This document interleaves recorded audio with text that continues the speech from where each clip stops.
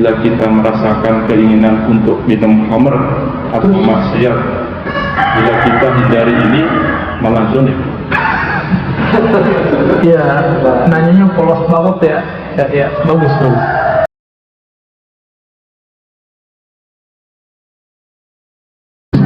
Ya. Ucapan itu kan cermin dari hati. Ya. Kalau kita ingin mengelola ucapan kan harus mengelola hati. Tadi Ustaz sudah beberapa kali menyampaikan kiat-kiatnya, antara lain adalah positive thinking tadi, terus kemudian tidak memelihara kebiasaan spontanitas, kepikir ngucap. Yang ketiga berarti memperbanyak referensi dulu. Iya. Nah, kiat-kiat apa lagi yang bisa kita terapkan agar kita bisa? Ya, yang pertama lupa sebut itu apa kata Nabi, istafti qalbak, bertanyalah ke dalam kolbu. Ini ilmu para wali Bapak ya. Jadi para wali itu kenapa mereka bisa jadi wali? Ngapain tanya ke kolbunya? Kolbu terhubung ke ruh langsung ke Allah. Itu kelebihan wal aulia oleh Allah dari dulu. Kalau kita buka nih sirah mereka, perjalanan hidup mereka ngamalin hadisnya itu. Di dalam diri kita kan ada kata-kata.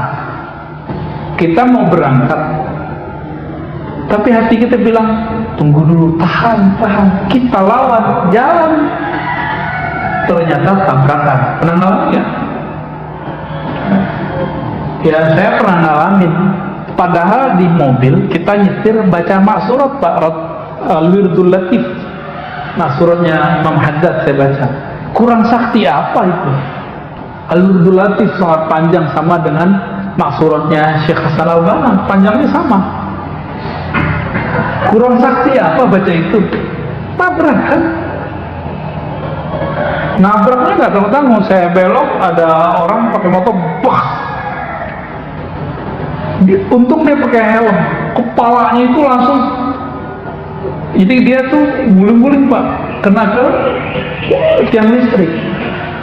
Masih syukur kepalanya nggak pecah, yang pecah cuma helmnya. Saya masih syukur.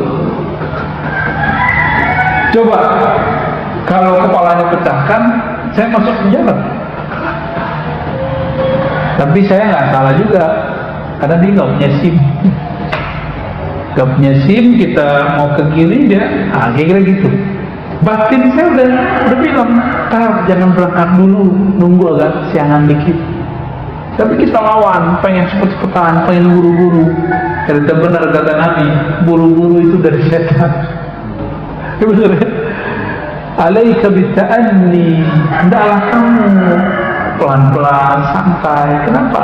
Karena buru-buru dari syaitan. Jadi mulai latih Pak, latih. Dan itu latihannya sholat istikharah. Coba Pak, sholat istikharah itu cuma mau nikah doang. Kalau nggak nikah lagi nggak usah istikharah dia.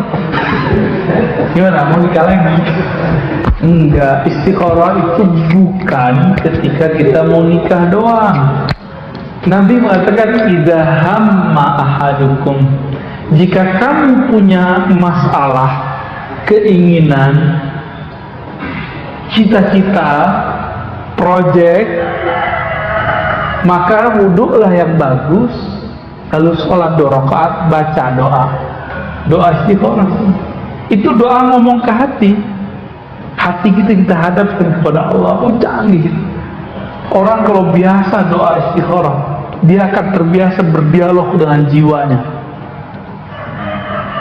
Itu melewati meditasi Pak. Lewat meditasi itu cuma mengosongkan diri. Ini langsung berbicara dengan sumber keheningan itu. Orang meditasi kan mencari keheningan. Ini udah langsung sumber yang memberikan hening itu siapa? Kan Allah. Selesai di tangan Allah itu sudah.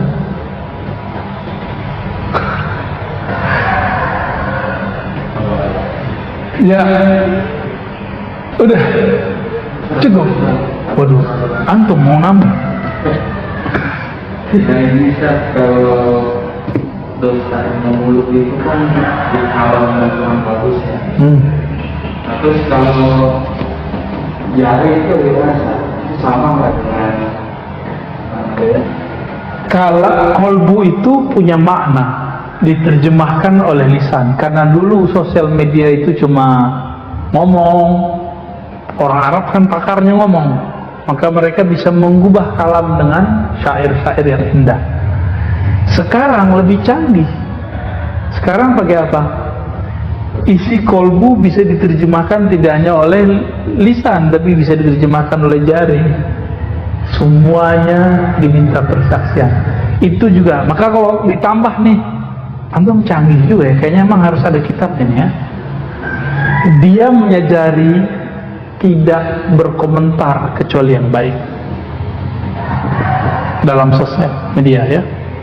Jadi sumut, diamnya jari ketika dia tidak berkomentar, tidak memberikan tanggapan kecuali tanggapan itu baik, karena semuanya bertanggungjawabkan di sisi Allah.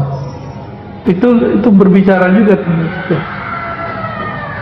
Canggih memang sekarang ya. Kalau Nabi Musa hidup tuh, Nabi Musa juga bingung. Ini kalian bisa ngomong jarak jauh ya? Ya, bisa jarak jauh kita ngomong, bisa komentar jarak jauh kita. Makanya Nabi Musa pengen jadi umat akhir zaman. Kita nggak pernah minta kan? Pernah minta kan dulu? Nggak inget ya? Sebenarnya kita pernah minta, tapi di alam lain. Ya, ada Ustaz Harun. Ya, dibacain, silakan. Izin nanya Buya, karena kita tidak boleh zalim terhadap siapapun, bahkan diri kita sendiri. Pertanyaan, bila kita merasakan keinginan untuk minum khamar atau maksiat, bila kita hindari ini, malah zalim. Maksudnya apa itu?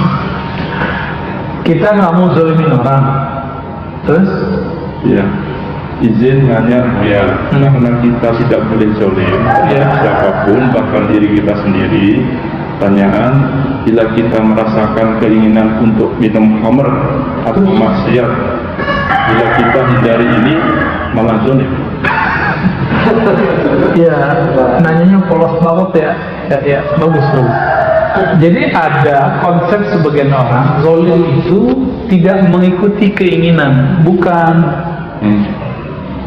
Zalim itu lawan dari keadilan. Keadilan itu menempatkan sesuatu sesuai tempatnya, fitrahnya. Kita difitrahkan nggak maksiat? Difitrahkan nggak? Diperintahkan nggak untuk minum khamar? Maka di saat ada keinginan itu kita nggak penuhi, emang kemudian jadi zalim? Enggak, justru kalau kita ikuti itulah yang zalim. Ini contoh yang sering saya pakai. Anak kita umur 10 tahun minta anak beliin motor. Dia pengen pakai motor. Bapak kasih atau bapak tahan? Zalim ketika bapak menahan, duit ada padahal. Itu zalim atau adil? Jadi keadilan itu tidak mesti dengan memberi ke semua keinginan. Keadilan itu kadang bisa dengan menahan satu pemberian. Karena kita sayang kepada anak, nggak kita beli, Mbak. Kecuali bapak pengen matiin anak cepet-cepet, ya beliin aja, gitu, ya kan? Ilustrasinya dapat. Hawa nafsu kita tuh kayak anak kecil, keinginannya banyak. Kalau belum sampai saatnya, jangan dikasih. Kalau khamar kan di surga doang. Kalau maksiat, ada sesuatu yang dia tidak maksiat jika sudah akad, misalnya makan punya orang haram, tapi kalau sudah beli nggak haram, gitu ya.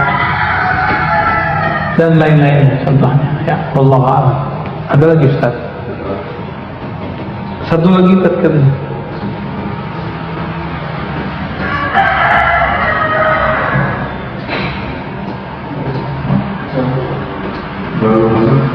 Ya. Dalam mengetahui kabar yang dari Allah atau dari syaitan, bagaimana kalau semua kabar itu kelihatannya baik? Kabar ya. Gimana pertanyaannya? Memahami kabar yang masuk ke kolbu dari Allah itu bukan? Oh, oke. Baik. Kolbu yang berzikir kepada Allah pasti yang masuk ke dalamnya nur. Tapi kolbu yang isinya kelalaian kepada Allah pasti masuknya dari setan.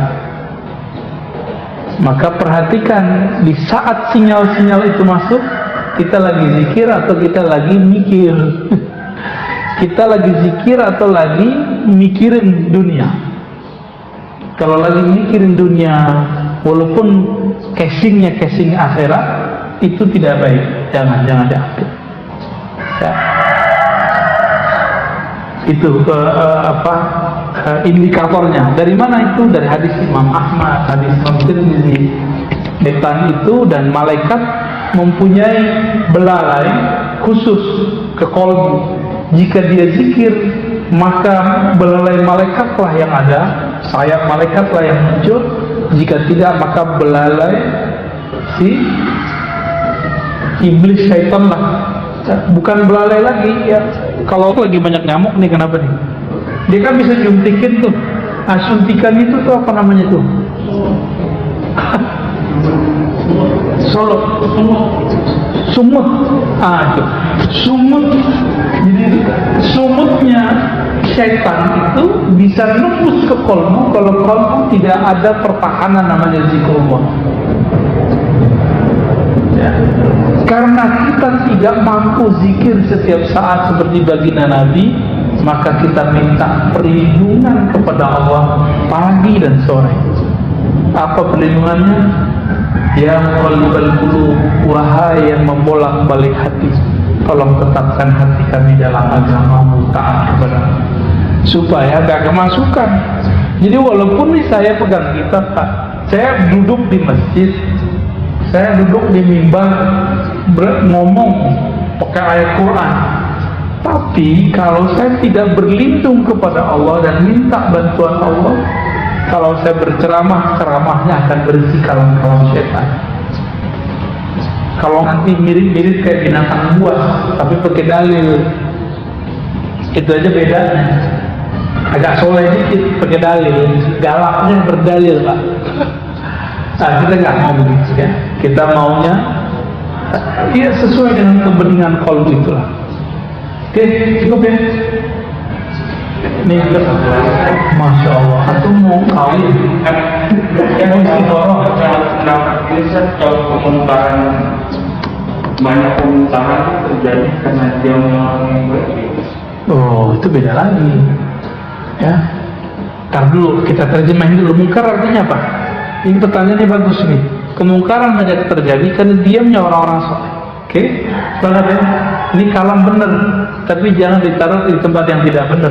Untuk membenarkan salah satu sikap beberapa orang dan kelompok yang tidak sesuai juga dengan kema'rufan. Munkar lawannya ma'ruf. Apa arti ma'ruf? Dari kata arafah, sesuatu yang diketahui bahwa dia baik, itu ma'ruf namanya, pantas. Lawannya munkar, yang diingkari kebaikannya. Paham sudah? Maka sesuatu yang diingkari kebaikannya, mungkar itu ada prosedurnya kalau ingin mengingkarinya. Dan pengingkaran terhadap kemungkaran itu caranya dengan taghayyur, bukan dengan halak, penghancuran. Man ra'a minkum munkaran falyughayyir biyadihi. Itu berarti kan lafaznya, ini lafaz orang nggak perhatiin benar-benar. Orang maunya hancur-hancurin aja. Siapa yang melihat di antara kamu kemungkaran, sesuatu yang tidak terlihat ada kebaikan di dalamnya, falyughayyir, rubahlah tidak ada kebaikan menjadi baik. Yughayyir, rubah, ghayyara yughayyiru taghyiran. Bukan hancurkan lafaznya. dirubah Pak. Bisa nggak ngerubah itu? Kalau yang kita bayangin apa? Siapa yang melihat kemungkaran, hancurkan, gitu kan? Nggak begitu. Kemungkaran itu yang dirubah kemungkarannya atau pelaku kemungkarannya. Antum nih, ada tempat orang mabuk-mabukan, terus hancurin botol-botol. Emang begitu? Nggak begitu. Yang minumnya dan yang punyanya yang dibenerin. Itu yang disebut yughayyir, merubah. Gimana caranya supaya orang berubah tapi dia nggak tersinggung dan dia nggak merasa tersiksa? Itu yang disebut ma'ruf.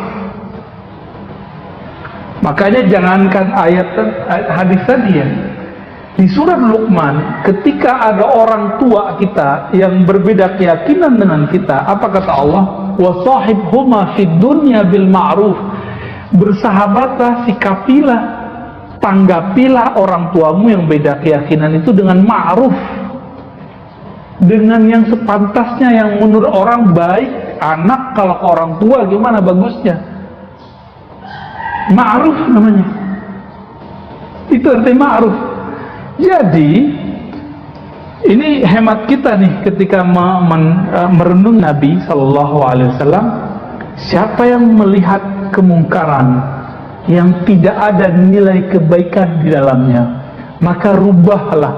Falyughayyirhu. Siapa yang dirubah? Pelaku kemungkarannya. Kecuali sudah mentok, baru dia nggak mau, baru kemudian menggunakan kekuatan kekuasaan untuk menghancurkan tempat itu. Dan kita lihat ya, di apa namanya, Gang Doli dulu ya, di Surabaya. Itu caranya kan sangat ma'ruf. Orang-orangnya diberikan skill, nggak ada pengusiran, penghancuran, nggak ada. Digiring-giring, diseret-seret, nggak ada. Bubar dengan baik, dengan ma'ruf, gitu. Ada seorang wali masuk Pak ke tempat lokalisasi itu. Dia pesan perempuan paling cantik, dia pesan kamar paling mewah di tengah-tengah, jadi dicari mana-mana tempat yang tengah. Masuklah ke kamar berdua sama yang cantik itu. Dia wali nih, penyamar. Sampai di dalam, dia nggak pegang, nggak sentuh sama sekali sih. Kalau kita langsung serobot kali Pak ya. Iman kita lemah Pak, nggak kuat kita.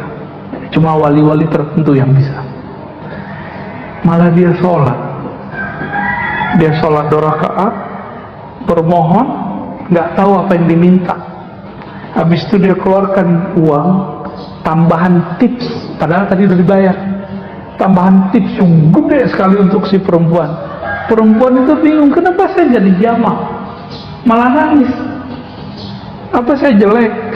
Enggak, kamu gak jelek, kamu cantik. Tapi saya dapat tugas di sini. Akhirnya perempuan itu minta dinikahi. Ya nggak dinikahi, dia kan cuma tugas doang. Tugas untuk sholat di situ. Nggak lama setelah itu bubar itu Pak, lokalisasi. Itu namanya ya, cara yang ma'ruf. Habis itu Allah ilhamilah orang-orang yang berkuasa di tempat itu, lalu mendapat kekuatan yang nggak tahu datang dari mana, lalu bisa menghabiskan orang-orang yang atau berkomunikasi dengan baik dengan backing-backingnya. Udah terpinggirkan semua.